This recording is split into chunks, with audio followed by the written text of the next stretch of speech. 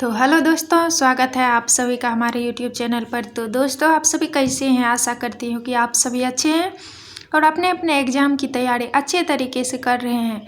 तो दोस्तों, जैसा कि आप सभी देख रहे हैं कि आज जो है टॉपिक हम लोग करने वाले हैं आधुनिक भारत।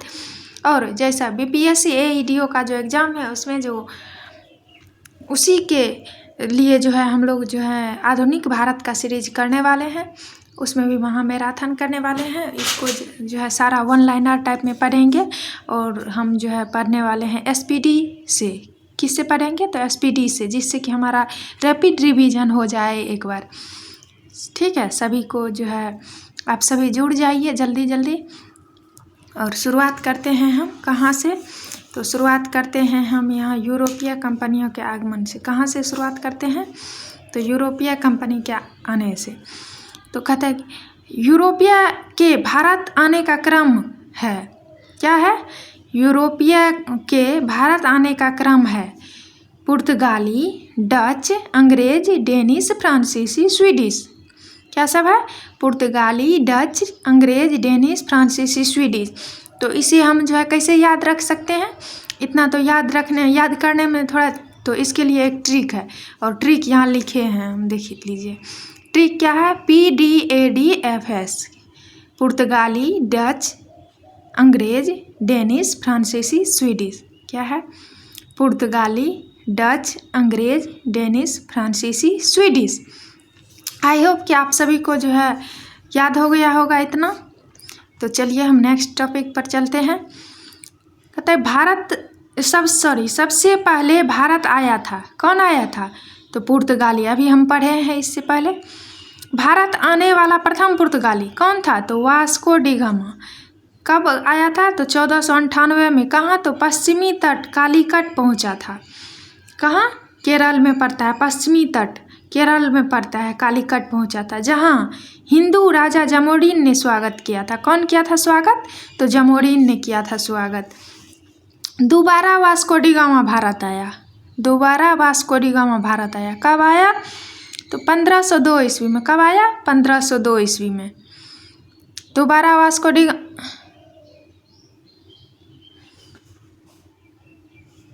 कब आया? 1502 ईस्वी में। पुर्तगालियों ने अपनी पहली व्यापारिक कोठी कहाँ स्थापित की थी? तो कोचीन में। कहाँ पर? कोचीन में। कब? तो 1503 ईस्वी में। कब? 1503 ईस्वी में। भारत में पहला पुर्तगाली गवर्नर था। कौन था? तो फ्रांसिस्को डी अल्मीडा। कौन था? Francisco de Almeida. कब नियुक्त किया हुआ था? तो 1505 ईस्वी में। कब? 1505 ईस्वी में। चलो, तो शांत जल नीति क्या है? शांत जल नीति बहुत ही इम्पोर्टेंट है। आप सभी जो है इसको अच्छे तरीके से देखिएगा कि नीति ब्लू वाटर पॉलिसी लागू किया था। कौन किया था? तो फ्रांसिस्को डी अल्मीडा ने। कौन किया था? फ्रांसिस्को डी अल्मीडा ने। कब किया था? तो बता रहे हैं, फ्रांसिस्को डी अल्मीडा ने। पुर्तगाली शक्ति का वास्तविक संस्थापक किसे माना जाता है? तो अल्फोंसो डी अल्बुकर्क को। किसको? अल्फोंसो डी अल्बुकर्क को। पुर्तगालियों द्वारा गोवा पर कब्जा किया गया। कब किया गया? तो 1510 ईस्वी में। कब किया गया?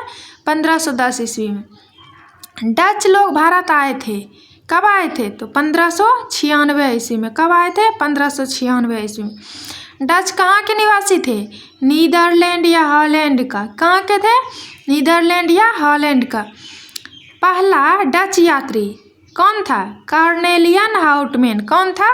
कॉर्नेलियन हाउटमैन।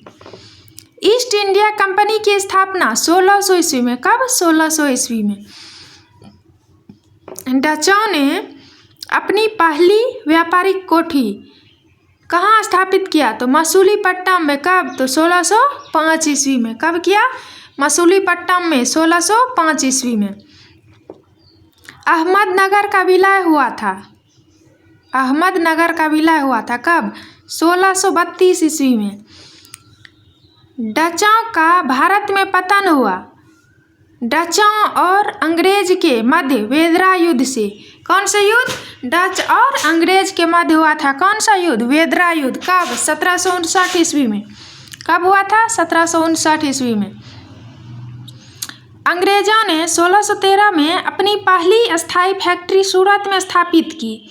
कहाँ स्थापित की? तो सूरत में, जहांगीर की अनुमति से। किसके अनुमति से? तो जहांगीर के अनुमति से। अंग्रेजी यूरोपीय शासनकाल में अफीम तथा सोरा उत्पादन के लिए प्रसिद्ध कौन था? बिहार। और ये क्या है? ये इम्पोर्टेंट क्वेश्चन है, आप सभी इसको जो है नोट डाउन कर लीजिएगा और इसको याद कर लीजिएगा, क्योंकि हो सकता है बिहार का एग्जाम है, पूछ भी सकता है। ठीक है। भारत आने वाला प्रथम जहाज कौन सा था? Red dragon. Red dragon. कौन था? Red dragon. भारत में फ्रांसीसियों की प्रथम फैक्ट्री स्थापित की गई थी। कहाँ की गई थी? तो 1668 में सूरत में फ्रैंको कैरो द्वारा। किसके द्वारा? 1668 ईस्वी में फ्रैंको कैरो द्वारा सूरत में किया गया था। कौन सा कंपनी? ये कौन सा फैक्ट्री था? तो फ्रांसीसी का प्रथम फैक्ट्री। प्रथम फ्रांसीसी गवर्नर कौन था? तो डुप्ले। कौन था? डुप्ले। पांडिचेरी की स्थापना कब हुई थी? तो 1674 ईस्वी में फ्रांसिस मार्टिन यानी कि फ्रांसीसी ने किया था। अंग्रेजों द्वारा पांडिचेरी पर अधिकार 1761 ईस्वी में। कब? अंग्रेजों द्वारा पांडिचेरी पर अधिकार कब किया गया था? 1761 ईस्वी में। कलकत्ता नगर की स्थापना किया था कौन? जवाहर चारनाक ने 1690 ईस्वी में। कब? 1690 ईस्वी में। 3 कर्नाटक युद्ध हुआ था अंग्रेज और फ्रांसीसियों के बीच। किसके बीच हुआ था? अंग्रेज और फ्रांसीसियों के बीच हुआ था। प्रथम कर्नाटक युद्ध।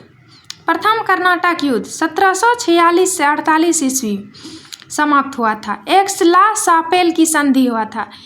प्रथम कर्नाटक और किससे समाप्त हुआ था? तो एक्स-ला-शापेल की संधि। सभी याद रखिएगा क्योंकि बहुत ही इम्पोर्टेंट क्वेश्चन है। द्वितीय कर्नाटक युद्ध 1749 से 54 ईस्वी समाप्त हुआ था। कब? पांडिचेरी की संधि से। कब हुआ था? पांडिचेरी की संधि से। तृतीय कर्नाटक युद्ध। क्या? तृतीय कर्नाटक युद्ध 1758 से 63 ईस्वी समाप्त हुआ था पेरिस की संधि से। कब समाप्त हुआ था? पेरिस की संधि से। हम्मुराबी कहाँ का शासक था? बेबीलोन का। कहाँ का शासक था? बेबीलोन का। वांडीवास का युद्ध हुआ था। किसके बीच हुआ था?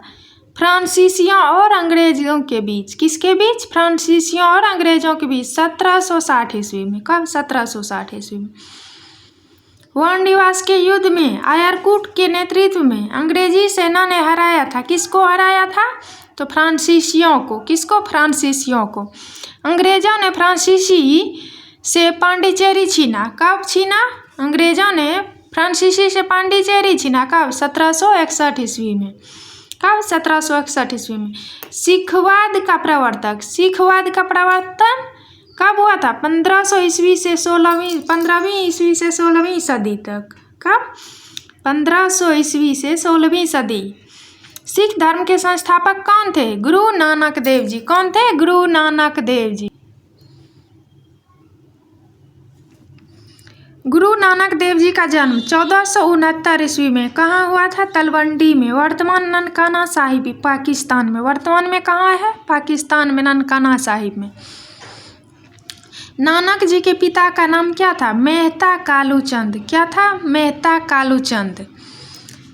नानक जी के माता का नाम था तृप्ता देवी। क्या था? तृप्ता देवी। संगत धर्मशाला और पंगत लंगर को स्थापित कौन किया था? तो गुरु नानक देव जी। कौन किया था? तो गुरु नानक देव जी।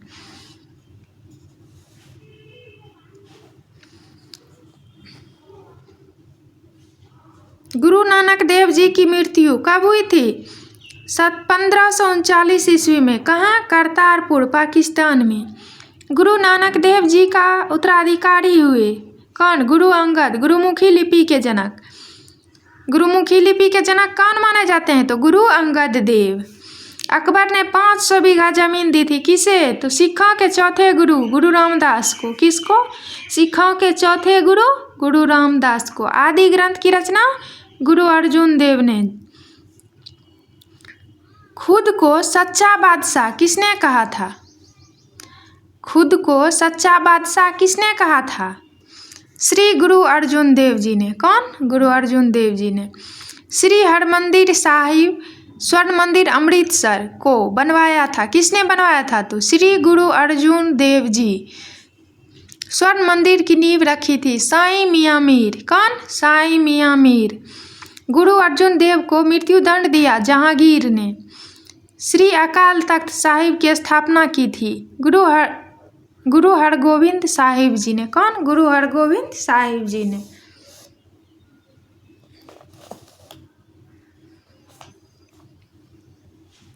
सिखों के अंतिम गुरु। सिखों के अंतिम गुरु कौन थे? गुरु गोविंद सिंह।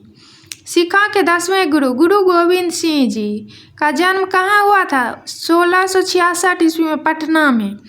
सिखों के अंतिम गुरु गुरु गोविंद सिंह। श्री गुरु गोविंद सिंह जी निधन हुआ था। कब हुआ था? तो 1708 ईस्वी में नांदेड़ महाराष्ट्र में। कहाँ? महाराष्ट्र में। गुरु गोविंद सिंह जी ने अगला गुरु बताया किसको? गुरु अर्जुन देव स्थापित गुरु अर्जुन देव जो स्थापना किए थे गुरु ग्रंथ साहिब का, उसे ही गुरु में बताया। किसको? तो गुरु ग्रंथ साहिब को। गुरु ग्रंथ साहिब का स्थापित को कौन स्थापित किए थे? तो गुरु अर्जुन देव जी। रंजीत सिंह का जन्म कब हुआ था? 2 नवंबर 1780 ईस्वी को। सुकरचकिया मिसल के मान सिंह के घर। कहाँ? मिसलों में था एक सुकरचकिया मिसल, उसी के यहाँ मान सिंह के घर में हुआ था रंजीत सिंह का जन्म। रंजीत सिंह का उत्तराधिकारी कौन था? उसका पुत्र खड़क सिंह। सिख राज का अंतिम राजा दिलीप सिंह। अमृतसर संधि हुई थी किसके बीच? महाराजा रंजीत सिंह और अंग्रेज के बीच। कब? 25 अप्रैल 1809 ईस्वी को। कब? तो 25 अप्रैल 1809 ईस्वी को। सिराजुद्दौला था। कौन था? बंगाल का नवाब। कौन था? तो बंगाल का नवाब। तो मेरे बच्चे आप सभी याद रखिएगा कि काल कोठरी ब्लैक हॉल की घटना कब घटी थी? कब घटी थी? आप सभी बताएंगे ज़रा। 20 जून 1756 को सिराजुद्दौला के समय। तो बच्चे हम आज बहुत ही अच्छे तरीके से पढ़ने वाले हैं। तो आपको मज़ा आ रहा है? यस या नो? हाँ या ना बता दो। हाँ या ना? मज़ा आ रहा है? हाँ। अलीनगर की संधि हुई थी। कब हुई थी? 1757 ईस्वी में। सिराजुद्दौला और ईस्ट इंडिया कंपनी के बीच दस्तक प्रथा को समाप्त किया मीर कासिम ने। कौन किया? मीर कासिम ने। पलासी का युद्ध 23 जून 1757 ईस्वी को। अंग्रेज सेनापति रॉबर्ट क्लाइव और बंगाल के नवाब सिराजुद्दौला हार गया था। कौन? तो बंगाल के नवाब सिराजुद्दौला, उसी के बीच हुआ था। किसके किसके बीच? तो पलासी का युद्ध 23 जून 1757 को अंग्रेज और रॉबर्ट क्लाइव के बीच। अंग्रेज का जो है सेनापति कौन था? Robert Clive. और किसके बीच हुआ था? तो रॉबर्ट क्लाइव और सिराजुद्दौला के बीच, जिसमें सिराजुद्दौला हार गया। और क्यों हार गए थे? सिराजुद्दौला का सेनापति मीर जाफर था। कौन था? जिसने दगा किया। कौन किया? मीर जाफर ने धोखा दे दिया। पलासी युद्ध का मैदान स्थित है बंगाल में। मीर जाफर बंगाल का नवाब कब बना? क्योंकि इस मीर जाफर को अंग्रेज ने प्रलोभन दिया था कि अगर ये सिराजुद्दौला हारेगा तो इस मीर जाफर को राजगद्दी मिलेगा, यानी कि राजा बना दिया जाएगा।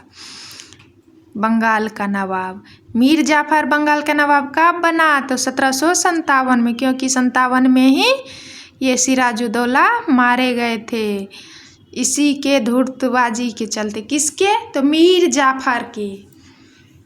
यहाँ तक सभी को क्लियर है? हाँ या ना बता दो ज़रा। हाँ या ना?